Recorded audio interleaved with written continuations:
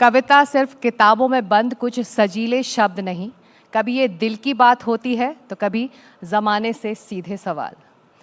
और जब कोई उसे पढ़ता या सुनता है तब वो कविता एक नया रूप ले लेती है।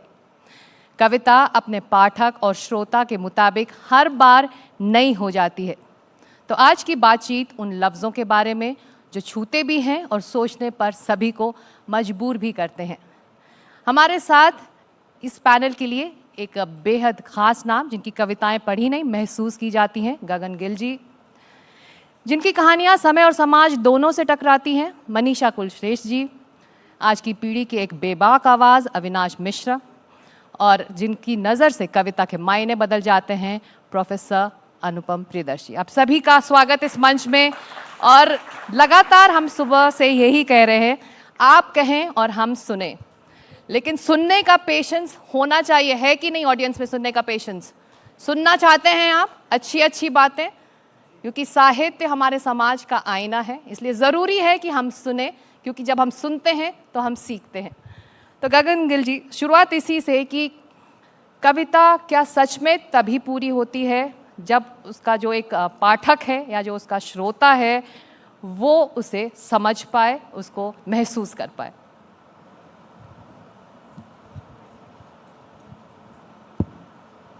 बिल्कुल, पाठक के पढ़ने से ही पूरी होती है, बल्कि पाठक के बजाय अगर जिसके लिए लिखी है वो पढ़ ले, वो पाठक हो, तब तो पूरी ही पूरी हो जाती। लेकिन मुझे लगता है कि कविता लिखते समय शायद हम पाठक के बारे में इतना नहीं सोचते।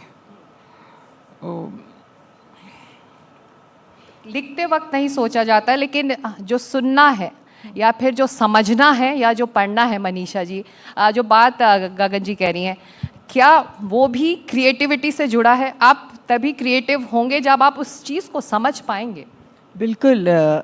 मुझे गालिब का शेर याद आ रहा है, देखना तकरीर की लज्जत जो उसने कहा, मैंने जाना कि जो उसने कहा गोया वो मेरे दिल में भी है।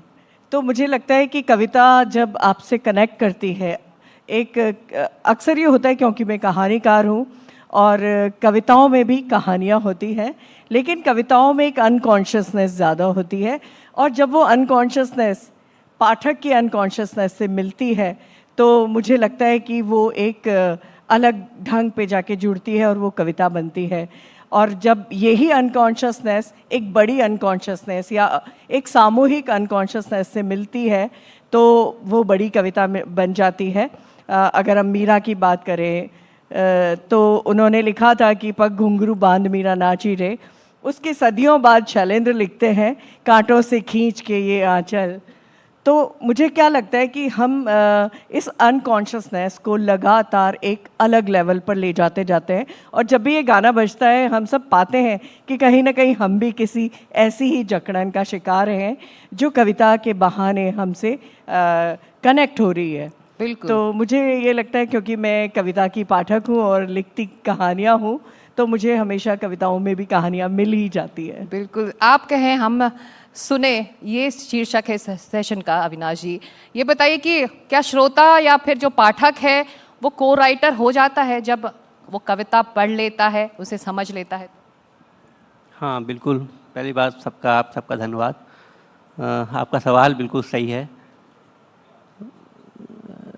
पढ़ने वाला उसमें भागीदार है बिल्कुल, और वो अपने तरह से पाठ करता है, और हर रचना एक अर्थ नहीं देती है, उसके कई अर्थ होते हैं और वो पढ़ने वाले के द्वारा ही खुलते हैं।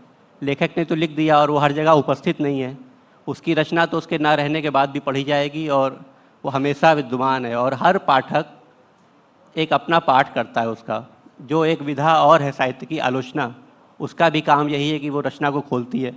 तो अच्छा आलोचक भी वही माना जाता है जो अच्छा पाठक होता है। तो बिल्कुल वो को भागीदार तो है ही, उसका एक सह भागीदार है वो उस रचना का। तो जब आप कविता लिखते हैं तो किसके लिए लिखते हैं? सभी के लिए लिखते हैं कि कोई एक व्यक्ति विशेष होता है जो आपको लगे कि उसको समझ जाए? मेरी कविता तो समाज को संबोधित होती है। वो अगर उसके लिए नहीं है तो मेरे लिए उसके होने का कोई अर्थ नहीं है, क्योंकि मेरे लिए है तो फिर मैं उसको प्रकाशित नहीं कराऊंगा। उसको प्रकाश में अगर मैं लाया हूँ तो इसी अर्थ में लाया हूँ कि उसका एक मुझसे बाहर भी एक अर्थ है, और वो हमेशा दूसरे को संबोधित है, स्व को संबोधित नहीं है। स्वत्व जैसा शब्द जो हिंदी कविता में आता है, अध्यात्म के अर्थ में आता है बहुत सारा, तो आध्यात्मिक कविताएं जो होती हैं वो भी ईश्वर को संबोधित हैं, वो भी किसी सत्ता को संबोधित हैं। अपने लिए जैसा कुछ नहीं होता है। अपने लिए होगा तो वो अपने से बाहर नहीं आप लाएंगे उसको। अगर आप अपने से बाहर लाए हैं, इसका मतलब है कि आप संबोधित हैं दूसरे को।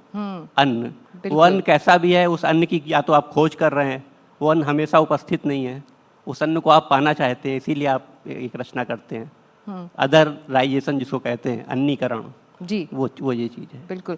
अनुपम जी, बहुत बार ऐसा हुआ है कि कविता असरदार तब होती जो बहुत सारी उसकी अनकही बातें हैं उसमें ज़्यादा वजन होता है, या फिर जो कविता में जो कह दिया जाता है उसमें ज़्यादा वजन होता है। आप क्या मानते हैं, अनकही बातों के ज़रिए ही कविता लोगों तक पहुंचती है? नहीं, मुझे ऐसा लगता है कि कविता में जो सबसे महत्वपूर्ण तत्व है वो उसकी संप्रेषणीयता है। जो बात कही जा रही है वो ठीक ठीक तरीके से लोगों तक पहुंच जाए, क्योंकि किसी भी संप्रेषण का जो सबसे महत्वपूर्ण उद्देश्य है वो यही है कि मैं अपनी बात लोगों तक पहुंचाना चाहता हूं। कई बार ऐसा होता है, और ये हिंदी साहित्य में देखने को मिलती है ये प्रवृत्ति, कि कवि ने जो कविता लिखी उसकी भाषा, उसकी शैली इतनी गूढ़ थी कि वो लोगों तक नहीं पहुंच पाई, और फिर उसे आलोचकों के माध्यम से लोगों तक पहुंचने का अवसर मिला। तो मुझे ऐसा लगता है कि आज के समय में जो हमारी वर्तमान युवा पीढ़ी है, इसके पास इतना अवकाश नहीं है कि वो पहले कविता पढ़े, फिर आलोचक को पढ़े, फिर उसके बाद उन दोनों के बीच से एक अर्थ की निष्पत्ति कर सके। तो आज के समय के हिसाब से कविता वैसी होनी चाहिए जिसमें उसका अर्थ बाहर से ही छलकता हुआ मालूम पड़े, दिखाई पड़े, और युग के भावों का संवहन करे वो कविता। जो आपने बात रखी उसी को मैं आगे बढ़ाऊंगी। आज का जो दौर है, हम जो बात करें गगन जी की, आज के जो युवा हैं या जो आज का श्रोता या पाठक है, उसके पास ज़्यादा वक्त नहीं है, दौड़ भाग भरी जिंदगी है, बहुत कुछ उसको करना है। साथ ही अगर उसका झुकाव है साहित्य की तरफ, संस्कृति की तरफ, कला की तरफ, तो उसको इसके लिए भी वक्त देना है। तो उसके लिए ये सब अब मौजूद है एक नए प्लेटफॉर्म में, सोशल मीडिया का प्लेटफॉर्म है, डिजिटल प्लेटफॉर्म से। तो प्लेटफॉर्म्स श्रोता और पाठकों के लिए बदल रहा है, तो क्या कवियों के लिए भी ये बदलाव आ रहा है? मुझे मालूम नहीं, क्योंकि मैं सोशल मीडिया पर नहीं हूँ, लेकिन मुझे ये लगता है कि साहित्य हो या कला हो, उसकी जो मूलभूत शर्तें हैं वो किसी भी समय में बदलती नहीं है। उसको उसका स्वाद लेने की प्रक्रियाएं का माहौल बदल सकता है, लेकिन मैं इस चीज़ से सहमत नहीं हूँ कि अगर आज हमारे पाठकों के पास समय की कमी है तो हम कविता की बजाय कुछ ऐसी चीज़ लिखने लगे, झटपट कुछ कर दें, जो लगे तो कविता जैसी लेकिन हो नहीं। मुझे लगता है कि आज के समय में जो चैलेंज है कि क्योंकि पाठक के पास कम समय है, तो कविता को और भी प्रिसाइज, सच्चा, इंटेंस, अबोला होना पड़ेगा। मुखर कविता आज के लिए नहीं है। आज के शोर में वही कविता आपके दिल में रुकेगी जो आपको लगे कि कुछ कह तो रही है लेकिन सब नहीं कह रही है। तो वो जो गैप है कि कह रही है लेकिन सब नहीं कह रही, आपाधापी में पाठक उसको सुनने के लिए रुकेगा। अगर सब कुछ ही कह दिया तो वो ना तो कविता है और ना वो पाठक को कहीं भरेगी, कनेक्ट करेगी। अब यहाँ पर बहुत यंग ऑडियंस भी है, तो इनसे जानना चाहेंगे आप लोगों में से कौन जो दूसरे प्लेटफॉर्म्स हैं किताबों के अलावा, उसके अलावा जो मीडियम्स हैं, चाहे वो डिजिटल हैं या सोशल मीडिया, उससे आप लोग जुड़ते हैं कविताओं से, या फिर आप किताब खरीदते हैं कविताओं की और उसको पढ़ते हैं? हाथ उठाइए। सोशल मीडिया आपके लिए है या फिर किताब आपके लिए है, कविताओं से जुड़ने का? सोशल मीडिया सभी के लिए, मोस्टली सब सोशल मीडिया, डिजिटली कविताओं को जानना समझना चाहते हैं, आप ये कह रहे हैं? Ma'am I think social media is prevalent, वो ज़्यादा बड़ा है, बट हार्ड कॉपी या किताबों से पढ़ने में एक फीलिंग होती है, एक महत्व होता है, जिसमें आपका पूरा फोकस होता है, पूरा ध्यान मतलब ढूंढने में होता है। तो आई थिंक हार्ड कॉपी पढ़ना चाहिए, बट ऑफ कोर्स इस जनरेशन का प्रिवेलेंट मीडियम सोशल मीडिया या डिजिटल प्लेटफॉर्म ही होगा। ये सवाल मेरा अविनाश जी और आपसे भी है मनीषा जी। ये बताइए कि री इन्वेंट करने की ज़रूरत है क्या? क्योंकि अब जब यहाँ पर हमारी जो युवा ऑडियंस है और जो हमारे टीवी के दर्शक हैं, अब उनसे जब पूछा जाएगा तो मोस्टली सब यही कहेंगे कि हम अपने एक बटन क्लिक करते हैं, जब हमको कविता सुनना है वहाँ पर कवि कोई है किसी प्लेटफॉर्म पर, हम उसको सुन लेते हैं। तो क्या आप लोगों के लिए भी ये ज़रूरी है कि आप लोग अपने आप को री इन्वेंट करें कि किस तरह से आपका जो साहित्य है, आपकी जो कला है वो आगे प्रस्तुत हो? बिल्कुल, मैं गगन जी की एक बात को और आगे बढ़ाऊंगी कि हमारे राजस्थान में एक कहावत है, राग पागड़ी रसायन कभी कभी बन पाए। तो कविता के साथ ये है कि जैसे राग को समय चाहिए, पगड़ी बांधने को समय चाहिए, और जब भी कोई हम रसायन पकाते हैं उसको भी समय चाहिए। तो मुझे लगता है कि कविता भी वही है, जिसे पकाने में उतना ही समय लगता है तो उसका आस्वाद लेने में भी उतना ही समय लगता है। तो मुझे लगता है कि हम किताब के मोह में तो ना पड़ें कि भाई कागज़ होगा तभी कविता होगी। कविता तो तब भी थी जब कागज़ नहीं था, केवल वाणी थी। तो मुझे लगता है कि कविता अगर पॉडकास्ट पे है, सोशल मीडिया पे है या ऑडियो बुक में है, तब भी वो कविता है। और वो कविता कितनी भी क्लिष्ट हो, सरल हो, ये पाठक पे निर्भर करता है। तो हमें जो ये कागज़ का मोह है उसको बहुत पुराने समय में जाके देखना चाहिए, जब श्रुतियों में कविताएं होती थी। मैं तो ये मानती हूँ कि हमारे वेद भी कविताएं हैं, उन्होंने भी कागज़ बहुत समय बाद देखा। इसलिए मुझे लगता है कि कविता उतनी ही वायवी है, वो किसी भी माध्यम पे लिखी जा सकती है, पत्थरों पे भी उकेरी जा सकती है। तो मुझे लगता है कविता जहाँ भी हो वो कविता हो, जैसे कि मैंने कहा कि राग रसायन पागड़ी की तरह वो समय लेती हो। अविनाश जी, आप युवा कवियों में से एक हैं। आपकी शुरुआत जब हुई और आज के दिन जब हम इस मंच में बैठकर इस पर बात कर रहे हैं, बदलाव देखा है आपने क्या आपकी इस जर्नी में, आपके इस सफ़र में? बहुत बड़ा बदलाव देखा है। मतलब मैं अपने को संधि बिंदु पर पाता हूँ, जिसमें फेसबुक नहीं था जब मैंने लिखना पढ़ना शुरू किया, लेकिन फिर कुछ समय के बाद आया फेसबुक। मतलब मेरी पहली कविता अगर मुझे भेजनी हो तो मेरे पास यही माध्यम था कि मैं किसी पत्रिका में को भेजूं और वहाँ से एक इसका स्वीकृति पत्र आए कि आपकी कविता फलांक में आएगी, और वो फलांक 6 महीने बाद आएगा, फिर वो 6 महीने बाद आएगा, फिर 2 महीने बाद पाठकों की प्रतिक्रियाएँ आएंगी, फिर ऐसा एक संकलन बनेगा, फिर उसकी किताब आएगी। लेकिन आज तो ऐसा नहीं है। आज आपकी कविता लिखते ही आप उसको प्रकाशित कर सकते हैं और तुरंत उस पर प्रतिक्रियाएँ जान सकते हैं। जो बहुत सारी प्रतिक्रियाएँ आती है, वो हो सकता है आपको उत्साहित करने वाली भी हो, निरुत्साहित करने वाली भी हो, लेकिन प्रायः वो आपकी मदद करती हैं और आपको लगता है कि आप अंधेरे में नहीं लिख रहे हैं, लोगों के बीच हैं। मनीषा जी ने जो बात कही वो बात मैं भी उससे सहमत हूँ कि कविता या कोई भी रचना लिखने का अर्थ ये नहीं है कि वो किसी तरह जिल्दबंद हो या किताब में ही आए।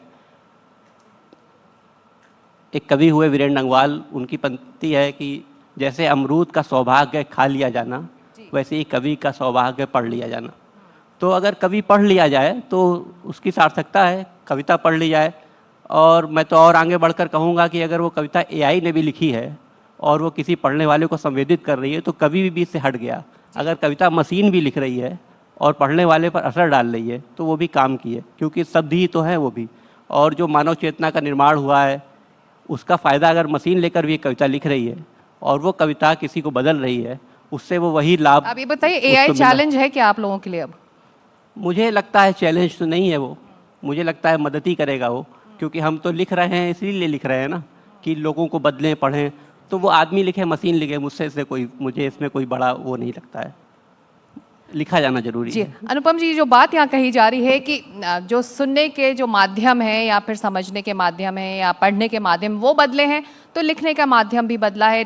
कवियों को जो रीच आउट करने के तरीके हैं उसमें बदलाव आया। तो जो ओपन माइक का कल्चर है, क्या वो अब माना जाए न्यू एज महफिल है कवियों के लिए, साहित्यकारों के लिए?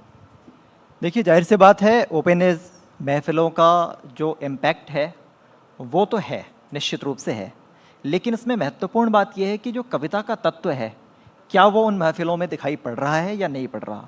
क्योंकि अगर पोइटिक एलिमेंट नहीं है, जैसे मैं कई बार देखता हूँ तो संवेदनाएं तो पूरी दिखती हैं लेकिन शिल्प बिल्कुल नहीं दिखता। तो जाहिर सी बात है, एक बहुत महत्वपूर्ण बात इसमें है कि हिंदी साहित्य के जितने भी आचार्य हैं, जितने आलोचक हैं, उन सबको ये सोचनी चाहिए ये बात कि कविता में जो सबसे महत्वपूर्ण बात है, जो मनुष्य की चेतना को आंदोलित करती है, जो खींचती है, आकर्षित करती है, वो उसकी लय है। एक लंबे समय में उस कविता की लय के साथ कॉम्प्रोमाइज़ किया गया और कहा गया कि नहीं, अकविता भी कविता है, लय ना हो तो भी कविता है। उसका इम्पैक्ट बहुत खतरनाक दिखा। उसका इम्पैक्ट ये दिखा कि फिर पहले तो कविता में सत्यम शिवम सुंदरम की अवधारणा थी और उसकी शोभन लय से लोग एकात्म होते थे, उनकी चेतना एकात्म होती थी। लेकिन बाद के समय में जब कविता से लय गायब हुआ और वो लय जब गानों में मिलने लगा तो युवा पीढ़ी ने 4 बोतल वोडका गाना शुरू किया। वो जो 4 बोतल वोडका गा रहा है बच्चा जी, वो इसलिए गा रहा है कि उसकी संवेदना को हिंदी कविता एक लय नहीं दे पा रही और उसका दिमाग, उसकी चेतना लय के प्रति ज्यादा आकर्षित है। तो उसके माता पिता असहमत हैं कि नहीं, ये गलत बात है, शराब खराब बात है। लेकिन इसके बावजूद अगर वो 4 बोतल वोडका गा रहा है तो इसके पीछे एकमात्र कारण है कि उसको कोई परिनिष्ठित शब्दावली, कोई सुंदर शब्दावली, कोई सुंदर भाव नहीं दिया गया है। तो मुझे लगता है कि ओपन माइक की जितनी महफिलें हैं उनमें भी अगर काव्य तत्व आ जाए, लय आ जाए, भाषा आ जाए, भाषा को बरतने का सलीका आ जाए, तो निश्चित रूप से उनका प्रभाव बहुत ज्यादा होगा। वो अच्छा प्लेटफॉर्म हो सकता है। निश्चित। गगन जी, आपकी कविताओं का जो केंद्रीय तत्व होता है ज़्यादातर करुणा है, तो हम ये जानना चाहते हैं कि क्या कविता समय की गवाही है या फिर समय से परे जाने की कोशिश होती है? दोनों ही। कविता समय के साथ बंधी हुई है, शब्द के साथ बंधी हुई है, भाषा के साथ बंधी हुई है। लेकिन कविता का सपना यही होता है कि वो इन सब से अपना धागा तुड़ाकर उड़े, और जब तक कोई वाक्य उड़ता नहीं है उसको हम कविता नहीं कह सकते। कविता से हम यही चाहते हैं कि एक छोटा सा चमत्कार वो भाषा में करके दिखाए, और कुछ ऐसा चमत्कार करके दिखाए जिसका अर्थ तो हमें समझ में आता हो, लेकिन अर्थ आसानी से कहा ना जा सकता हो। मतलब अर्थ के पास तक पहुंच जाए लेकिन वहीं छोड़ दे। तो क्योंकि लाइव ऑडियंस है और मौका भी है, 2 लाइनें आपकी कविताओं की आप खुद अगर सुना सकें हमारे दर्शकों को और हमारी ऑडियंस को तो बहुत अच्छी बात होगी। और ये गुजारिश है आपसे कि आप 2 लाइनें अगर सुना पाए तो। दरअसल जो मैंने 2 लाइनें चुनी थी वो पहले सुनाई जा चुकी, तो कोई नहीं, अब फिर से हम सुन लेंगे। बिल्कुल।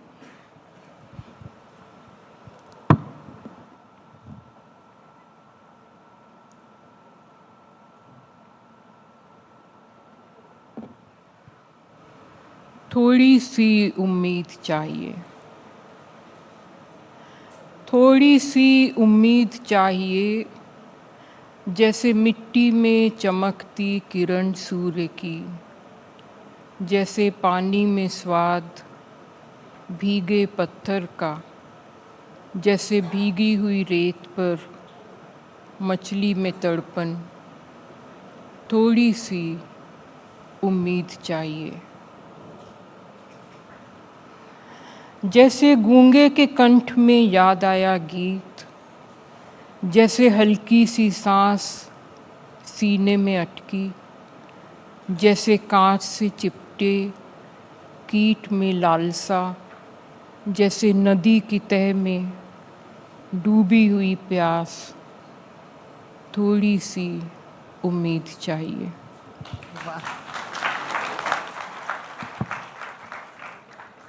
बहुत खुशनसीब है हम लोग कि हम इस मंच से आपको सुन पा रहे हैं। मनीषा जी, आपके लिए आप कहें हम सुने का मतलब क्या है, उसकी कुछ से जुड़ी कुछ रचना आप अगर हमारे दर्शकों को यहाँ सुना पाए। सबसे पहले तो मैं ये कहूँगी कि आज जो समय है, और मुझे याद है कि द्वितीय विश्व युद्ध के समय बहुत कविताएं लिखी गई थी और उन सब कविताओं ने थोड़ा तो उस समय के लोगों के बीच में कुछ बदला था। तो मुझे लगता है कि आज भी ये वक्त है जहाँ पर ऐसी कविताएं लिखी जाएं कि दोबारा से इस धरती और इस पर्यावरण और इस मनुष्यता में विश्वास वापस लौटे, और हम जो इतनी बेचैनियों में जीते हैं वो बेचैनियाँ कहीं कहीं शांत हो जाए। क्योंकि ये माना जाने लगा है कि आजकल लोक की अवधारणा में और रस निष्पत्ति में कविताएं फिट नहीं हो रही, और आज जैसा कि कहा कि अकविताएं लिखी जा रही है। पर मुझे लगता है कि शिल्प कविताओं के बदलते हैं, और इस बदलते शिल्प में भी कविताएं लिखी जानी चाहिए। तो अभी कविताओं के अर्थ की बात हो रही थी, तो मुझे हमारे मित्र हैं डॉक्टर विनय कुमार जी। उनकी कविता का एक अंश याद आ रहा था। कविता अर्थ नहीं होती, कोई चाहे तो उसमें अर्थ भी रख दे, और पढ़ने वाला वो अर्थ पाले जो उसमें रखा नहीं गया। वाह। और दिनकर की कविता भी मुझे इस बहाने याद आई कि कविता न पूर्ति है न मांग है, सीढ़ियाँ नहीं है कि हर पाँव सीधा पड़े, लॉजिक नहीं ये छलांग है। बिल्कुल, बहुत शुक्रिया। और बहुत खूब। चलते चलते इस पैनल के आखिर में पहुंच गए हैं, और कैसे हम आपको जाने दें आपकी 2 लाइनें बिना सुने। अविनाश जी।